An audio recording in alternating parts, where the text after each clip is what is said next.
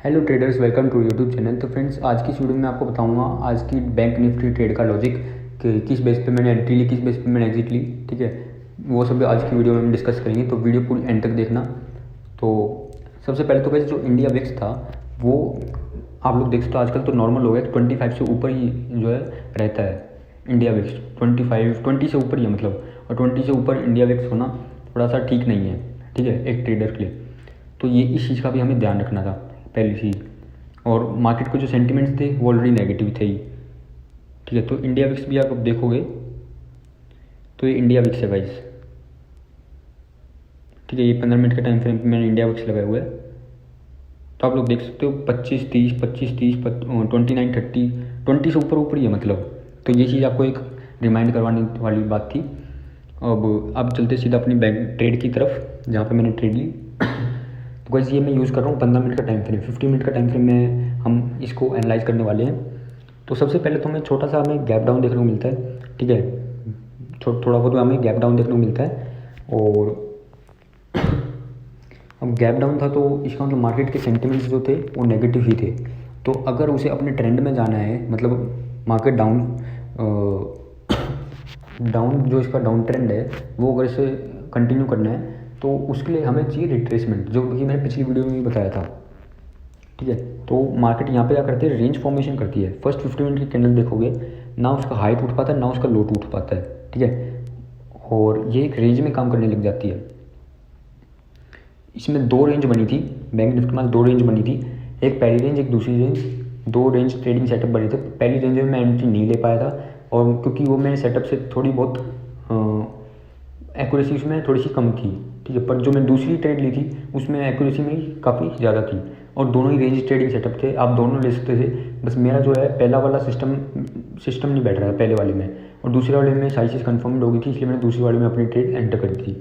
तो बिना किसी देर के बताता हूँ क्या था वो। तो देखो वैसे पहले तो एंट्री कहाँ बन रही थी, ये देखो ये रेंज बन गया था। ये देखो यहाँ ये इस रेंज के अंदर जो ट्रेड कर पा रहा था, एक कैंडल होगी, दो कैंडल होगी, तीन कैंडल होगी, और जैसे ही इसका ब्रेकआउट हुआ हमें बहुत बड़ा डाउनफॉल देखने को मिला।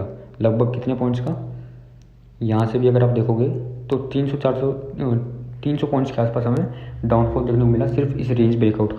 क्योंकि काफ़ी टाइम से ये इस रेंज के अंदर फंसा हुआ था, ना इससे रेंज से ऊपर जा रहा ना इस रेंज से नीचे जा रहा, बस इस रेंज के अंदर ही फंसा हुआ है।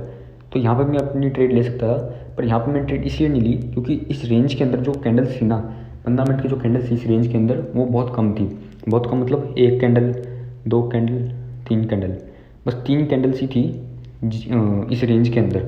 और चौथी कैंडल में तो ब्रेकआउट हो ही गया था, डाउन साइड ब्रेकआउट हो चुका था। अगर थोड़ी सी और ज़्यादा कैंडल्स होती तो मैं यहाँ पे ट्रेड ले सकता था, पर कैंडल्स जो थी ना वो सिर्फ तीन थी। तीन मतलब तीन भी वैसे कम नहीं होती, तीन भी काफ़ी ज़्यादा होती है। मैं यहाँ पर मैं हाई एक्यूरेसी थोड़ी सी चाह रहा था, जिस वजह से मैंने यहाँ पर ट्रेड नहीं ली। मैं चाहता था कि काफ़ी सारी कैंडल्स आएँ, कम से कम 4 5 6 7 8, कम से कम इतनी कैंडल बने फिक्स्ड रेंज बन जाए। पर ये दो तीन कैंडल्स ने ली, इसलिए मैं यहाँ पर ट्रेड नहीं लिया, वरना यहाँ पर ट्रेड आप ले सकते थे। ठीक है, सबका अलग अलग सिस्टम होता है, मैं अपने सिस्टम के विषय जो मैंने लिए वो आपको बता रहा हूँ। तो ये होगी पहली रेंज ट्रेडिंग सेटअप था आज पूरे दिन और कुछ नहीं था। तो पहली रेंज में मैंने एंट्री नहीं किया, और रीज़न मैंने आपको बता दी क्यों नहीं किया। अब बात कर लेते दूसरी रेंज की। एक और रेंज बनी थी, एक मिनट, ये थी गाइस, ये थी गाइस दूसरी रेंज। इस रेंज में देखो कितनी कैंडल्स हैं, 1 2 3 4 5। ठीक है, 5 6 कैंडल्स हैं इस रेंज के अंदर। इससे मेरी एक्यूरेसी बढ़ जाती है, इससे मैं कॉन्फिडेंस बढ़ जाता है कि हाँ यहाँ पे मैं अपनी अपने ट्रेड एंटर कर सकता हूँ। आप लोग देख सकते हो इस रेंज, छोटी सी रेंज के अंदर फंस चुका, ना इससे ऊपर जाता ना इससे नीचे जाता, बस इस रेंज के अंदर फंस जाता था। ठीक है, और यहाँ पे इसका सपोर्ट ले रहा था, यहाँ पे इसका रेजिस्टेंस ले रहा था।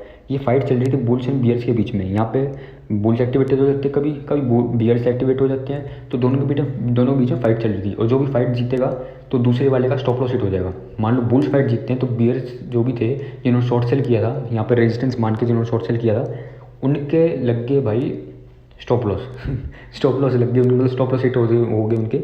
और आप लोग देख सकते हो कितना बड़ा हमें वन साइड मूव देखने को मिला, इतना बड़ा हमें वन साइड मूव देखने को मिला। ठीक है, सिर्फ इसलिए क्योंकि उनका स्टॉप लॉस हिट हो गया था, ठीक है, वो ट्रैप हो चुके थे क्योंकि उन्होंने रेजिस्टेंस पे सेल कर दिया था। वो गलत नहीं थे, पर ये फाइट होती है गाइस, कभी हम जीतते हैं कभी हम हारते हैं। अगर हम यहाँ पे बियर्स होते तो हम हार जाते, अगर हम यहाँ पे बुल्स होते तो हम जीत जाते। कभी और कोई और जीतेगा, कभी कोई और जीतेगा, ये फाइट चलती रहती है। आपको इसमें पार्टिसिपेट करना होता है और जो भी जीतेगा आप उनके साथ अगर रहोगे तो आप मतलब अगर आप जीतते हो तो मतलब आपकी पूरी टीम जीती है, टीम मतलब आपकी पूरे बुल्स की टीम है, बियर्स की टीम है। ये जस्ट एन एग्जांपल आपको समझाने की कोशिश कर रहा हूँ मैं, और कुछ रिलेवेंट नहीं इसका। तो मेन पॉइंट पाते हैं। मेन पॉइंट यही है कि इसमें काफ़ी सारी कैंडल्स थी रेंज के अंदर, इसलिए मैंने यहाँ पे एंटर किया। एंटर कहाँ पे किया? ब्रेकआउट होती ही देखो इसका ब्रेकआउट ऊपर की तरफ हुआ तो मैंने वेट किया किसका? रीटेस्ट का। यहाँ पे इसका रीटेस्ट हुआ, बिल्कुल एग्जैक्टली यहीं पे मैंने अपनी एंट्री ले ली थी। ठीक है, यहाँ पे मैंने अपनी एंट्री ले ली थी जब जैसी प्राइस यहाँ पर आया था, और यहाँ पे आते ही प्राइस जो है ऊपर चला गया और इसने क्लोजिंग दी यहाँ के आसपास। ठीक है, अगर ये नीचे की तरफ ब्रेक करता लेवल, ये जो रेंज नीचे की तरफ ब्रेक करता तो मैं शॉर्ट सेल कर देता, पर इसने रेंज ऊपर की तरफ की ब्रेक तो मैंने क्या करा? बाइंग करी। ठीक है, कॉल ऑप्शन बाई किया था मैंने। तो ये हो गया पहला लॉजिक। ठीक है, काफ़ी सारे रीजन्स मैंने आपको बता दिया जिसके बेस मैंने अपनी ट्रेड ली थी, और ये रिवर्सल था, रिवर्सल ट्रेड सेटअप था कि यहाँ पे इसका पहले भी इसने यहाँ के आसपास सपोर्ट लिया हुआ है। ठीक है, दूसरी बात 34,000 का साइकोलॉजिकल लेवल। आप लोगों को पता है कि साइकोलॉजिकल लेवल की कितनी इंपॉर्टेंस होती है। तो 34,000 के आसपास का ये लेवल था जहाँ पे बार बार सपोर्ट लेता रहता था। इससे पहले भी इसने यहाँ पे सपोर्ट लिया हुआ है, पहले भी 34,000 साइकोलॉजिकल लेवल पे। तो इस साइकोलॉजिकल लेवल का भी खौफ था, यहाँ पे इसका सपोर्ट था। ठीक है, ये लॉजिक हो गई। और लॉजिक बताऊँ प्राइस, ये बात होगी प्राइस एक्शंस की। अब बात कर लेते कैसे इंडिकेटर की, जो बिल्कुल जिसने मेरे को और हेल्प की इस ट्रेड में, और मैं कॉन्फिडेंस बढ़ाया इस ट्रेड को लेने में। तो गाइस वो है EMA। तो गाइस मैंने यहाँ पे EMA यूज़ किया था, मैं आपको लगा के दिखा देता हूँ। ये देखो गाइस, ये जो येलो लाइन आप देख पा रहे हो ना, ये जो येलो लाइन आप देख पा रहे हो, ये EMA कौन सा? 9 EMA है ये, और कुछ नहीं है। और जैसे ही 9 EMA को यहाँ पे ब्रेक करता है ऊपर की तरफ, और ब्रेक करने के बाद यहाँ पे रीटेस्ट करता है, आप लोग देख सकते हो कितना बड़ा बुलिश मोमेंटम आया है। ये कॉम्बिनेशन जो है ना प्राइस एक्शन का और इंडिकेटर्स का, सिर्फ EMA में नहीं, बहुत सारे इंडिकेटर्स आते हैं, और सारे मतलब काफ़ी सारे काम के भी इंडिकेटर्स हैं, सिर्फ फालतू नहीं है। हर इंडिकेटर का अलग अलग काम होता है। ठीक है, आप सिर्फ एक ही इंडिकेटर के पीछे लगे रहते हो, हर इंडिकेटर का अलग अलग काम होता है, हर इंडिकेटर अलग अलग मार्केट सिचुएशंस में काम आता रहता है। और प्राइस एक्शन में भी बस सपोर्ट रेजिस्टेंस ये सब नहीं होता, और भी बहुत सारी चीज़ें होती है प्राइस एक्शन में भी। आपने, मेरे को भी यही लगता था, पर ऐसा कुछ है नहीं। ठीक है, मैं अपनी बिगिनिंग ऑफ द कैरियर जब मैं किया था तो मेरे को भी ये लगता बस सपोर्ट रेजिस्टेंस यही प्राइस एक्शन, पर ऐसा कुछ नहीं, प्राइस में बहुत कुछ है। अब मेरे को पता चल रहा है इस बात का, आपको भी धीरे धीरे पता चल जाएगा अपने एक्सपीरियंस से। और इंडिकेटर्स में बहुत कुछ है, और वो दोनों चीज़ काम की हैं। तो जैसे ये EMA जो है 9 EMA यहाँ पे ब्रेक होता है, ब्रेक होने के बाद मैं ब्रेकआउट पे एंट्री नहीं करता, मैं रीटेस्ट पे एंटर करता हूँ। जैसे ये रीटेस्ट करता है, दोनों चीज़ों का ब्रेकआउट होता है। एक तो ये जो जोन था जिसका रेजिस्टेंस लेवल था, रेजिस्टेंस ब्रेक होने के बाद यहाँ पे सपोर्ट लेता है। दूसरा ब्रेकआउट किसका हुआ था? EMA का, जो येलो लाइन आप देख पा रहे हो। तो दो चीज़ का ब्रेकआउट हुआ था, इसलिए यहाँ पे अपनी ट्रेड बनी थी। तो ये तो हुई एंट्री। अब जितनी इंपॉर्टेंट एंट्री उतनी इंपॉर्टेंट एग्जिट है, ये मैं आपको हर वीडियो में बताता हूँ। तो एग्जिट मैंने कहाँ की? सिंपल लगाई, एंट्री मैंने किसके बेस पे ली थी? EMA पे, क्योंकि EMA ब्रेक किया था। तो अब वापस जब EMA ब्रेक करेगा नीचे की तरफ, ठीक, अभी तो इसने ऊपर की तरफ ब्रेक किया इसलिए मैंने बाइंग करी, और नीचे की तरफ ब्रेक करेगा तो मैं शॉर्ट सेल, मतलब शॉर्ट सेल नहीं, अपनी जो ट्रेड मैंने की चालू थी, जो मेरी ट्रेड, उसको मैं एग्जिट कर दूंगा अपने प्रॉफिट पे। ठीक है, मेरा ट्रेडिंग स्टॉप लॉस हिट हो जाए वहाँ पे जहाँ पे EMA नीचे की तरफ ब्रेक कर देगा। तो देखो क्या होता है, मार्केट तो यहाँ तक गया था। ठीक है, अब बिल्कुल आप यहाँ हाई पे नहीं, आप हाई पे तो बुक कर नहीं सकते बिल्कुल, कि बिल्कुल यहीं पे मैं अपना टारगेट बुक कर लेता हूँ, उसके बाद आपको बुक करते ही सीधा नीचे चला गया। ठीक है, आपको कोई पॉइंट ढूंढना पड़ता है किस बेसिस पे मैं अपनी ट्रेड एग्जिट करूँ, कुछ परफेक्ट लॉजिक, कोई रीज़न होना चाहिए जिसके बेसिस पे आप अपनी ट्रेड कोई भी एग्जिट करोगे। तो ये मेरा लॉजिक था। तो देखो गाइज, ये वाली जो आप कैंडल देख पा रहे हो रेड वाली, कितनी बड़ी कैंडल है, इसने हमारे EMA को नीचे की तरफ ब्रेक कर दिया, और यहाँ पे हमारा ट्रेलिंग स्टॉप लॉस हिट हो गया। पर मैं वेट करता हूँ कैंडल की क्लोज होने का, मैं एकदम से फटाक से एग्जिट नहीं कर देता हूँ, क्योंकि यहाँ पे एक सेकंड का फ़र्क है। एक सेकंड में कैंडल विक बना देती है, रिजेक्शन बना देती है, तो पूरा मैं एक सेकंड तक मैंने वेट किया कैंडल क्लोज होने का। पर फाइनली गाइज यहाँ पे कैंडल क्लोज हो चुकी थी नीचे की तरफ। तो ये मेरा पॉइंट था एग्जिट का।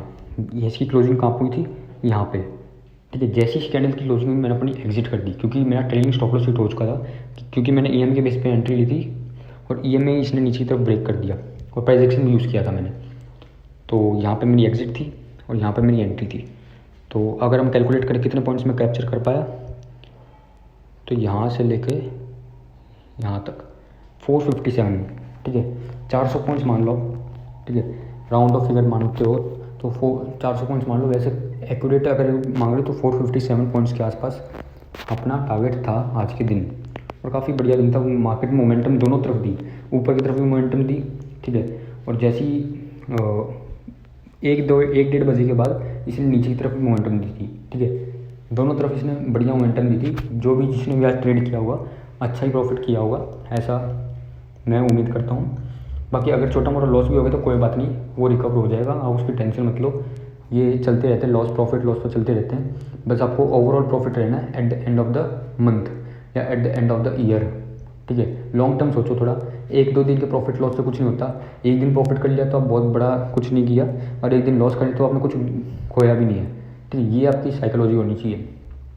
Eight the end of the month, eight the end of the year आपकी ठीक ठाक आपका रहना चाहिए रेट ऑफ रिटर्न्स, या फिर नॉर्मल डिसेंट भी रहेंगे तो भी चलेगा, क्योंकि लॉन्ग टर्म में वो काफ़ी बड़ा हो जाएगा। तो ये था गाइस आज की बैंक निफ्टी ट्रेड का लॉजिक।